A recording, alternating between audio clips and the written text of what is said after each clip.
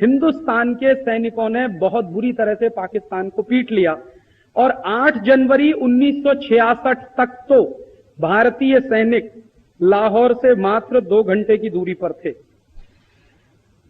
माने और 2 घंटे 3 घंटे का समय मिला होता तो शायद लाहौर में तिरंगा झंडा होता, यह हो सकता था उस समय। लेकिन तब एक मुश्किल आई। मुश्किल क्या आई कि जब पाकिस्तान ने देखा कि पिटते जा रहे हैं और हर इलाका भारतीय सैनिकों के कब्जे में जा रहा है, और पाकिस्तानी जो प्रधानमंत्री थे, जो उनके सेनाओं के बड़े अधिकारी थे, उनकी इमरजेंसी मीटिंग हुई और उसमें उन्होंने कहा कि अगर 2-3 दिन में लाहौर कब्जे में गया तो हफ्ते भर के अंदर कराची भी जाएगा, इस्लामाबाद भी जाएगा, पेशावर भी जाएगा, सब चला जाए, और 10-15 दिन में हो सकता है पूरा पाकिस्तान चला जाए।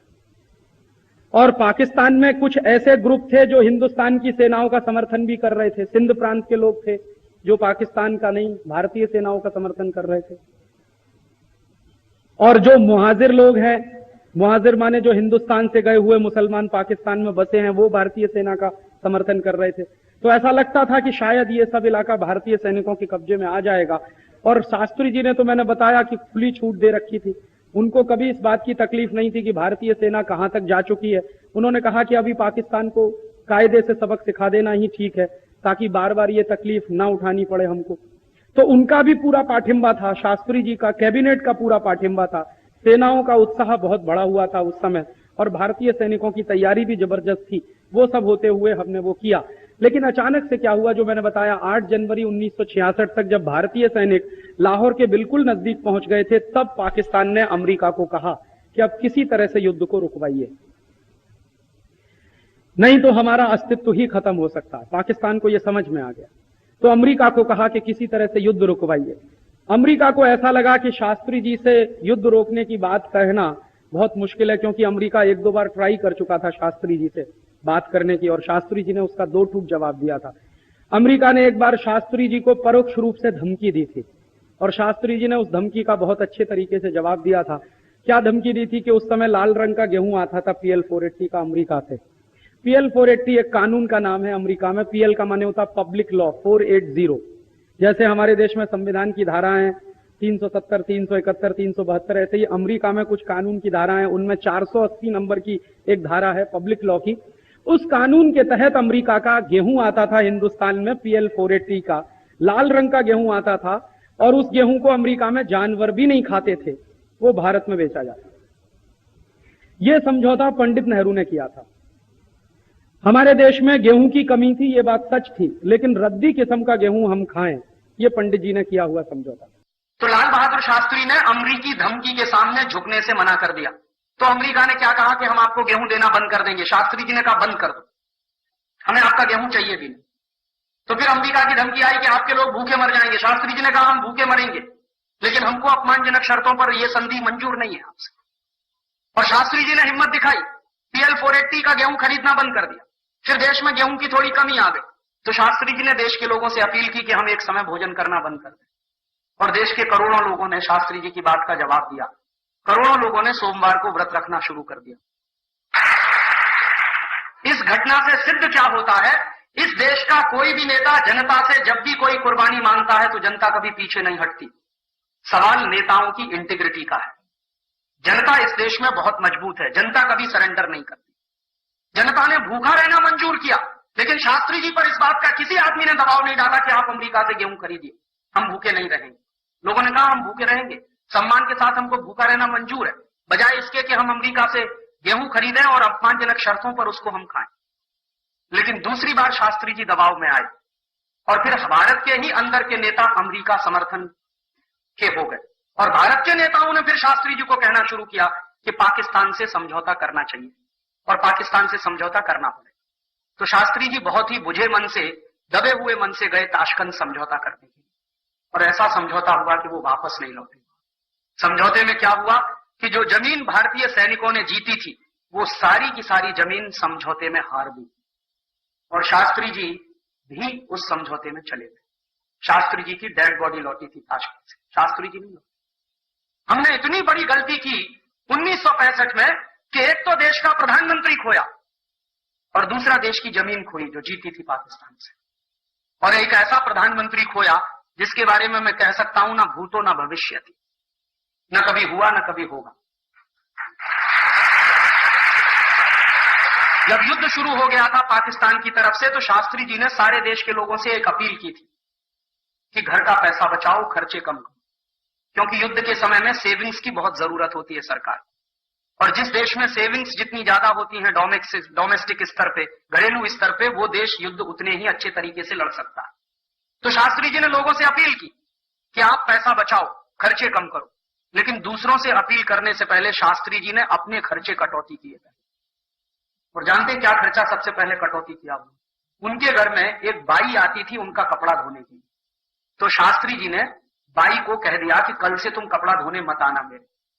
तो बाई ने पूछा कि कपड़ा कौन धोएगा, क्योंकि उनकी पत्नी की तबीयत खराब रहती थी। ललिता शास्त्री उस समय बहुत बीमार रहती थी। तो शास्त्री जी ने कहा मैं खुद धोऊंगा। कपड़े तो ज्यादा रखते ही नहीं थे, 2 जोड़ी कपड़े रहते थे, 1 जोड़ी सुखाते थे, 1 जोड़ी धोते थे। 2 धोती थी उनके पास, 2 कुर्ते थे, 1 जोड़ी चप्पल थी और 1 खादी की बनियान रहती थी, 1 अंडरवियर रहता था। ये कपड़े थे उनके। तो उन्होंने कहा मैं खुद धो लूंगा। फिर दूसरे अपने घर में कटौती कैसे की? उन्होंने भारत के प्रधानमंत्री की बात देखी। उनके घर में एक बाई आती थी उनके कमरे में झाड़ू लगाने के लिए, पोछा लगाने के लिए। उन्होंने कहा तुम भी कल से मत आना। तो उस बाई ने पूछा घर में झाड़ू कौन लगाएगा? उन्होंने कहा मैं मेरा कमरा साफ कर लूंगा, बाकी अपने बेटों को कहूंगा कि वो सब घर की सफाई करें, क्योंकि मैं पैसा नहीं दे सकता। दूसरों से मैं कह रहा हूं तो पहले मुझे करना होगा। उसके बाद तीसरी घर की कटौती कैसे की उन्होंने? उनके घर में एक ट्यूटर आता था जो उनके सबसे बड़े बेटे को अंग्रेजी पढ़ाता था। उनका बेटा अंग्रेजी में फेल हो गया, तो एक बड़ा ट्यूटर आता था घर में पढ़ाने के लिए। तो शास्त्री जी ने कहा कि कल से तुम मत आना। तो उस ट्यूटर ने कहा कि आपका लड़का बहुत कमजोर है अंग्रेजी में और वो पास नहीं होगा तो 1 साल उसका बर्बाद हो जाएगा। उन्होंने कहा इस देश के लाखों करोड़ों बच्चे फेल हो जाते हैं, मेरा बेटा भी फेल हो जाएगा, कौन सी इसमें खास बात? मैं कोई विशेष आदमी तो नहीं, एक साधारण आदमी हूं मैं इस देश का। तो वो ट्यूटर भी हटा दिया। इस तरह से अपने खर्चों में कटौती की एक ऐसे व्यक्ति ने जो उस समय भारत का प्रधानमंत्री था। आज तो कोई नहीं दिखाई देता ऐसा नहीं। संकट की स्थिति तो आज भी है इस देश में, आर्थिक हालत तो बहुत खराब है इस देश में। बताइए कब प्रधानमंत्री या राष्ट्रपति ने अपने खर्चे में कटौती करने की कोई बात कही? आज के नेताओं ने तो अपने खर्चे 3-3 गुने बढ़ा लिए। आपको मालूम है सभी नेताओं की पगारें 3-3 गुनी बढ़ गई। अभी पिछले 1 महीने से प्रधानमंत्री की पगार 3 गुनी बढ़ गई, राष्ट्रपति की पगार 3 गुनी बढ़ गई, मुख्यमंत्रियों की पगारें 3 गुनी बढ़ गई, राज्यपालों की पगारें 3 गुनी बढ़ गई। देश की आर्थिक हालत बहुत खराब है, सरकार के पास पैसा नहीं है और प्रदेशों से आने वाली मदद भी रुकी हुई है क्योंकि आर्थिक पाबंदी है।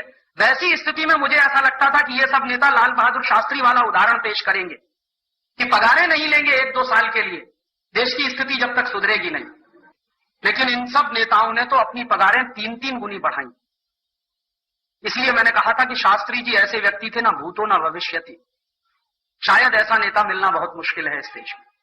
और क्या हो गया था, युद्ध जब शुरू हो गया था तो एक दिन शास्त्री जी की पत्नी ललिता जी ने कहा कि आपकी धोती फट गई है, आप एक नई धोती ले आइए। तो उसने कहा कि बहुत अच्छा ये होगा कि तुम उसको सुई धागे से सिल दो। अभी नई धोती लाने के बारे में मैं कल्पना नहीं कर सकता क्योंकि मैंने सब कुछ छोड़ दिया है, पगार लेना भी बंद कर दिया, तो पैसा तो है नहीं, मैं नई धोती लाऊंगा कहां से? जितने कम से कम खर्चे में तुम घर का काम चला सको उतने की बात करो। तो उन्होंने पूछा अपनी पत्नी से कि बोलो कितने कम से कम पैसे में घर का खर्च चल सकता? तो उनकी पत्नी ने कहा कि कुछ 300 रुपए में चल जाएगा। तो उन्होंने कहा ठीक है 275 रुपया कल से मैं दूंगा और कोशिश करो कि 25 रुपए की भी कटौती हो जाए किसी तरह से। ऐसा प्रधानमंत्री था इस देश का जिसको हमने खोया 1965 की शांति वार्ता। एक तो जमीन खोई इस देश की, दूसरा ऐसा शास्त्री जी पर बहुत दबाव होता था कि अमेरिका और यूरोप की कंपनियों को भारत में आने दो। शास्त्री जी ने ना कह दिया कि कोई भारत में अमेरिका और यूरोप की कंपनी आएगी नहीं, क्योंकि हमने गलती से एक कंपनी को बुला लिया था तब तो देश को 250 साल की गुलामी झेलनी पड़ी। अब दोबारा से विदेशियों को बुलाएंगे तो पता नहीं कितने 1000 साल की गुलामी आएगी। तो उन्होंने किसी विदेशी कंपनी को आने नहीं दिया। स्वदेशी तकनीकी का विकास, स्वदेशी कंपनियों का विकास, स्वदेशी उद्योगों का विकास, स्वदेशी खेती का विकास, ये सब कुछ उन्होंने इस देश में अपने अभिक्रम से किया। दुर्भाग्य हमारे देश का, जो मैंने कहा, और एक साजिश हुई, एक षड्यंत्र हुआ कि सत्ता के 18वें महीने में ही उनको हटा दिया गया रास्ते से, कुर्सी से ही नहीं उतार दिया, उनको इस दुनिया से विदा कर दिया।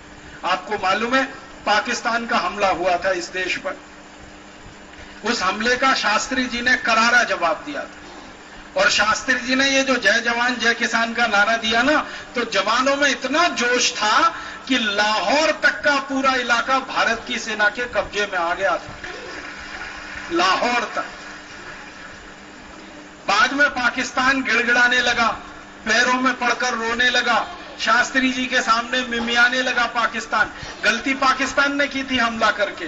पाकिस्तान को अंदाजा नहीं था कि भारत की फौज इतना करारा जवाब देगी, क्योंकि पाकिस्तान इस गफलत का शिकार था कि 1948 में जब पाकिस्तान ने 47-48 में जम्मू कश्मीर पर हमला किया था और भारत की फौजें उस समय उतनी तैयार नहीं थी। हालांकि जवाब उस समय भी दिया था भारत की फौजों ने, पाकिस्तानी फौजों को भागना पड़ा था, लेकिन पाकिस्तान को 1965 में यह गफलत हो गई कि फौजें हिंदुस्तान की ज्यादा तैयार नहीं है, तो उन्होंने हमला कर दिया। लेकिन तैयारी इतनी जबरदस्त थी कि पाकिस्तान को करारी हार का सामना करना पड़ा और लाहौर तक पाकिस्तान हार गया, भारत की सैनिकों का कब्जा हो गया। फिर शास्त्री जी गए सोवियत संघ की पाकिस्तान के राष्ट्रपति और प्रधानमंत्री कब्जे में आए थे, वो भी वापस कर दिए जाए। इसी समझौते पर हस्ताक्षर करने के लिए शास्त्री जी ताशकंद गए थे और 10 जनवरी 1966 को उनको दूध में जहर मिला के पिला दिया गया।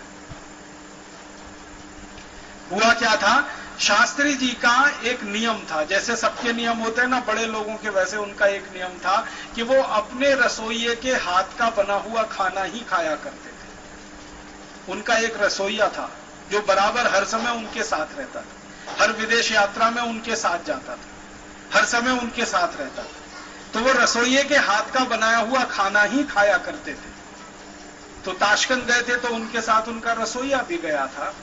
लेकिन ताशकंद में क्या हुआ, शास्त्री जी के रसोइये का अपहरण किया गया, उसको उठा लिया, शास्त्री जी को पता नहीं। उसकी जगह एक दूसरे आदमी को वहां बिठा दिया गया और उसने, शास्त्री जी रात को खाना नहीं खाते थे, सामान्य रूप से दूध पी के सो जाते थे, तो रात को उनको दूध दिया, वो दूसरे रसोइये ने बना कर दिया और उसमें जहर मिलाया, बहुत ही तीव्र जहर था, बहुत तीखा जहर था।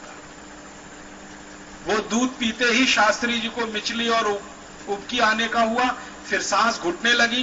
बार बार उन्होंने अपने रसोइये को आवाज दी लेकिन वो आया नहीं, क्योंकि रसोइये का अपहरण हो चुका था और उसको ले जाकर कहीं बंद कर रखा था। थोड़ी देर में शास्त्री जी के प्राण निकल गए।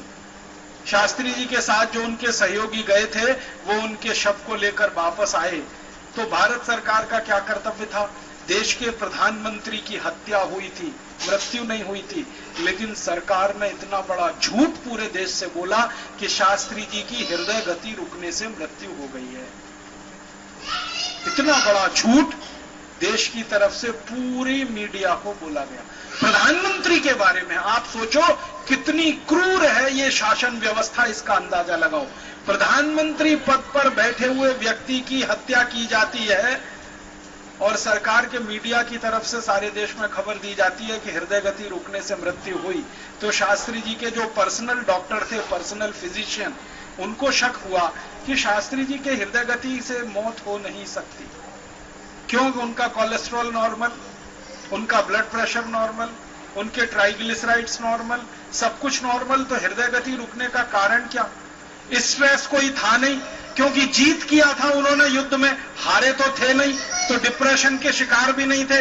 डिप्रेशन होता है तो स्ट्रेस होता है, स्ट्रेस होता है तो फिर ट्राइग्लिसराइड्स बहुत बढ़ जाते हैं, कोलेस्ट्रॉल भी बढ़ जाता है और हार्ट अटैक का चांस हो जाता है। युद्ध में जीते थे, लाहौर तक का इलाका कब्जे में ले लिया था, भारतीय सेना की विजय हुई थी, तो डिप्रेशन का कोई कारण नहीं था। तो उनके डॉक्टर को शक हुआ और उनके डॉक्टर ने उनका शरीर देखने की इजाजत मांगी। तो पहले तो शास्त्री जी का शरीर देखने की इजाजत नहीं दी गई उनके डॉक्टर को। फिर ये बात उनकी धर्मपत्नी ने कही, श्रीमती ललिता शास्त्री ने, तब उनके शरीर को देखने की इजाजत मिली, क्योंकि उनकी धर्मपत्नी कह रही है। तो धर्मपत्नी का बयान है आखिरी समय तक कि उनका शरीर पूरा नीला पड़ा हुआ था। हृदय गति रुकने में शरीर नीला नहीं पड़ता, शरीर नीला पड़ता है जब उस शरीर को जहर दिया जाता है। और उसके बाद भी हमारे देश की सरकार ने शास्त्री जी के शरीर का पोस्टमार्टम नहीं होने दिया। आप जानते हैं सामान्य से हत्या के केस में पोस्टमार्टम होता है, पुलिस केस बनता है, एफआईआर दर्ज होती है, लेकिन भारत सरकार ने शरीर का पोस्टमार्टम भी नहीं होने दिया, क्योंकि पोस्टमार्टम होता तुरंत बात समझ में आती कि जहर दिया गया, और जहर दिया गया तो तत्काल सब इंक्वायरी होती तो षड्यंत्रकारी पकड़े जाते, और वो षड्यंत्रकारी कौन थे अंदाजा आप लगा ही सकते हैं। तो वो षड्यंत्रकारी पकड़े जाते, सारे देश के सामने उनका मुंह काला हो जाता, ये सबको दबाकर ढांप कर रख दिया गया, और उनकी मृत्यु शास्त्री जी की आज भी एक रहस्य और पहेली की तरह से है। मैं आपको विनम्रता पूर्वक बताता हूं कि हिंदुस्तान का पहला प्रधानमंत्री था जिसने किसानों की चिंता की, जिसने जवानों की और सेना की चिंता की, जिसने हिंदुस्तान की स्वदेशी पूंजी कैसे बढ़नी चाहिए उसकी चिंता की, स्वदेशी तकनीकी कैसे विकसित होनी चाहिए उसकी चिंता की, स्वदेशी संसाधन कैसे बढ़ने चाहिए, माने पूरा खांटी स्वदेशी प्रधानमंत्री वो इस देश को मिला था।